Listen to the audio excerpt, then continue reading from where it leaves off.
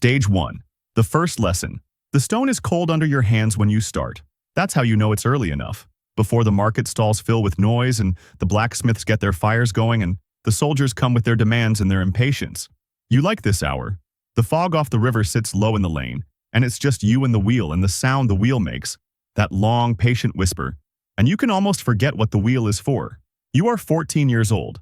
Your father's hand is on yours, correcting the angle. Not like that, he says, not unkindly. He never says anything unkindly. He just says it again, like this. He pushes your wrist until the blade catches the stone at the right degree.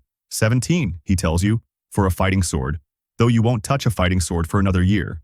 This is a kitchen knife, a cooper's knife, something domestic and unimportant, the kind of work you start with. The angle is everything, he says. You can ruin steel that took a man 3 days to make in 40 seconds with the wrong angle. You can ruin your hand in less than that. He lets go. You hold the angle yourself. Good, he says, and he walks away to his own work, and you keep grinding. Stage 2.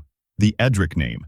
Your name is Thomas Edric, son of William Edric, who was son of a man whose name you were never told.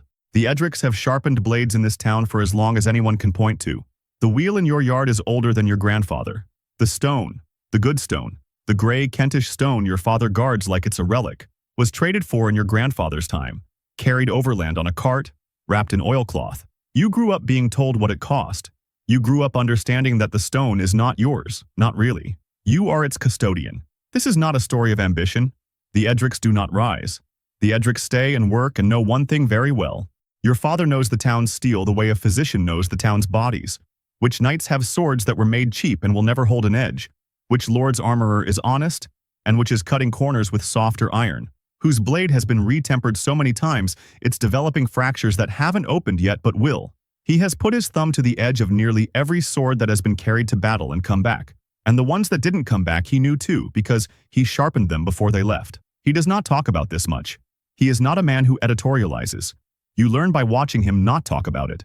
Stage 3. What the work actually is. The first time a soldier comes angry, you are 16. He is a garrison man, not a knight. The kind of soldier who has a little authority and nowhere near enough to make it comfortable. And he has a short sword that he says you dulled when you sharpened it last month. This is not possible. You remember the sword, the angle, the grit, the finish. You remember because your father made you do it twice and said it was correct. The soldier doesn't want to hear this. He wants someone to be at fault. And you are young and you are here and your father is not. You hold the sword and run your thumb along the flat of the blade and you can feel what happened to it. It's been used on something it wasn't made for.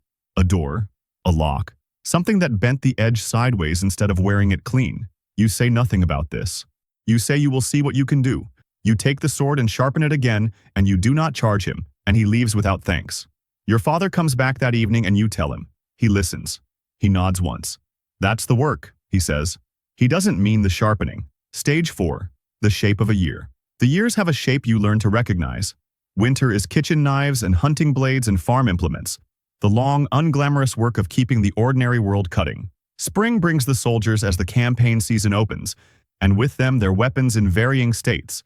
Some neglected, some overworked, some showing damage that makes you want to ask questions you won't ask. Summer is the time when the lords come through with their fine swords, the expensive ones with the engraved crosses on the guard and the wrapped grips. And those jobs require your full attention and pay well and make you nervous in a way you've learned to use. Autumn. The soldiers come back. Not all of them. The ones who return bring their swords in a state that tells you something. A blade that's been properly used in hard fighting wears differently than one hung at a man's hip through a campaign that was mostly marching. You know the difference by feel. You don't say what you know. You take the sword. You do the work. You hand it back. One autumn when you are 19, a woman comes with her dead husband's sword, wanting to sell it. Your father is the wrong person to ask, but she has nowhere else to start.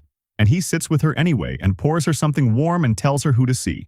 She leaves the sword for a few minutes while she thinks, and your father picks it up and turns it in his hands and doesn't say a word. Later you ask him what he was looking at, whether it had been used. He says. You don't ask what he found. He doesn't say. The sword stays with the family. You see it again a decade later, on the hip of the woman's son, now grown, now a garrison man himself. He doesn't know you sharpened it. He doesn't know you are looking at it. You say nothing. You take his order for his own blade and do the work and he goes.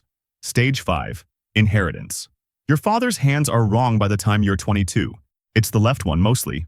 The years of holding blades, The constant controlled pressure, the steadying grip, the vibration from the wheel, have done something to the tendons that the barber surgeon says cannot be undone. He can still work. He works more slowly. He stops taking the fine commissions because the fine commissions require steadiness he cannot always guarantee. And he is constitutionally incapable of doing work he cannot guarantee. He hands those commissions to you. This is how you inherit the work, not through death, but through transfer, job by job, the town's trust moving from his hands to yours with the same patience he used to correct your angle at the wheel. The lords who come with their expensive swords start asking for you by name. This is new. The Edrics have always been a place, a trade, a function, not a name you request. A knight named Aldrich comes in the spring of your 23rd year with a sword that is better than anything you have handled. The balance is different. A different maker's philosophy, a different geometry, steel worked at a different temperature by someone who understood something your local smiths don't. You work on it for an afternoon and stop and start again. You finish in the early dark and hold it under the lamp. Aldrich picks it up the next morning, draws it from the scabbard in the lane, holds it to the light. He is looking at things you cannot see from where you are standing. You wait. Yes, he says. He pays what your father used to charge and adds more without being asked, and leaves. You tell your father that evening. He listens without looking up from the work he can still do, and when you finish, he says, "Good." You wait for more. That is apparently all. Stage 6. The contract master Gildren finds you the following year. He is not a guild official, not an examiner, not anyone with formal authority. He is simply a man who moves through the military world with money and access and an eye for quality, and he has heard your name from Aldrich and 2 others.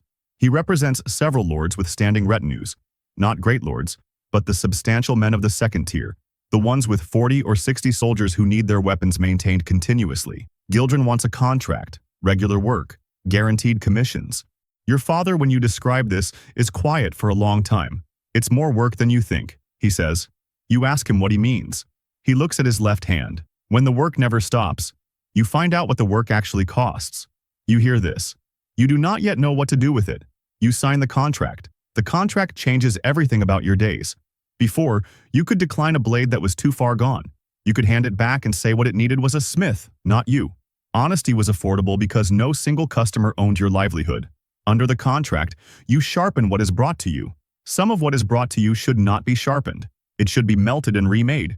You know this and do the work anyway and tell yourself, in the most reasonable possible language, that a compromised blade is better than no blade, and the soldier who carries it is better served by something than nothing. And who are you to make that judgment? This argument convinces you. It convinces you for several years. In your 27th year, you sharpen a sword with a fracture developing in the last 3 inches of the blade. Not visible. You feel it in the grinding. A different resistance. A subtle wrongness in how the stone catches. You tell Gildren's man when he comes to collect. He listens and nods and takes the sword. 3 months later, Gildren mentions that the soldier who carried that sword is dead. He says it as a passing fact, the way men in his position share information, casually, without apparent intent. He makes no connection to the sword. You don't ask about the fracture. You don't know whether it contributed to anything. The not knowing becomes a thing you carry without a name. Stage 7. The stone is yours. Now your father dies in your 29th year. His heart, the barber surgeon says, quietly, in the night, in his own bed. You bury him in the churchyard beside your mother. You are the last Edric in the trade. The stone in the yard is yours now. In whatever sense a stone can belong to anyone. The town comes to the burial. More than you expected. The baker, the miller, the garrison sergeant, the widow who brings her late husband's carving knife in autumn, as if the sharpening is a prayer. They come because your father was part of the fabric of the place, the way the mill and the well and the church are part of it. You understand for the first time what it means to hold a position rather than simply occupy it. That night you sit at the wheel alone and don't work. You just sit with it. Stage 8. Pemberton. The letter from Lord Pemberton's man comes in your 31st year. Pemberton is not second tier. He has land in 3 counties and a permanent military household and a reputation for demanding excellence. He has heard you are the best edge work in the valley. He is asking you to come to him. Workshop space, accommodation, silver on a quarterly schedule, in exchange for your exclusive service. You read the letter twice. You walk around your yard, the wheel, the stone, the shed with its files and strops and grits, arranged the way your father arranged them, the house where you were born. The garrison sergeant, when you ask, says, "Go." A man with your skill should not stay in one lane because his grandfather did. The oldest of your father's friends says only, "The Edric stayed." You think about what your father said about the work never stopping. You accept. Pemberton's household is nothing you were prepared for. The scale of it, the volume of weapons, the expectation that you will work faster because there are more blades than days. You adapt. You develop efficiencies your father would have considered sloppy, and which you understand, with some guilt, are the right compromise for scale. The armorer, Senate, does not like you initially.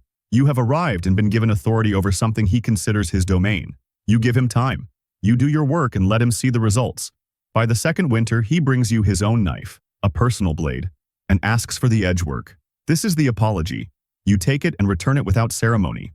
After that, you work well together. Stage 9. Marjorie. There is a woman, eventually. Her name is Marjorie, and she is the household's senior laundress, a position of real consequence in an establishment this size, and she runs her domain with a directness you recognize because your father had it. She has opinions. She expresses them. You find this restful. You marry in the autumn of your 34th year. She does not expect you to be different than you are. You do not expect her to be different than she is. This turns out to be a solid foundation. She asks you once, early on, whether you think about what the swords are for. You consider this. I think about the angle, you say. She looks at you for a moment, deciding something. That's either very wise or a way of not answering. Maybe both, you say. She doesn't ask again, which is its own kind of answer. Stage 10. The campaign. In your 40th year, Pemberton goes to war. The household prepares for weeks. You work every day and into every evening, going through the full inventory systematically, every blade assessed, passed or returned to Senate for repair. Some of the men bring their personal swords and daggers separately, outside the official inventory. You understand.